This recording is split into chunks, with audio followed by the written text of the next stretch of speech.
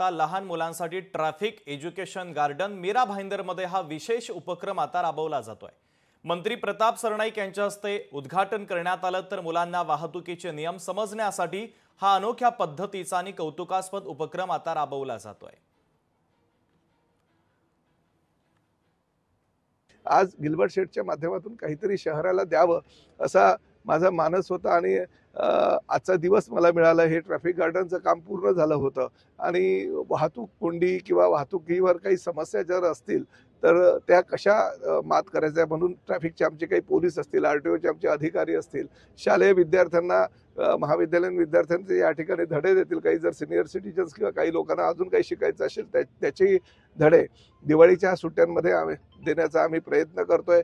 आणि आज ह्या सुंदरशा असे ट्रॅफिक गार्डनचं उद्घाटन माजी महापौर आणि गिल्बर्ट शेठची मुलगी कॅटलीन परेरा आणि त्यांच्या परिवारातील सगळ्या सदस्यांच्या शुभ हस्ते आम्ही केलं आणि त्याचं लोकार्पण करतोय।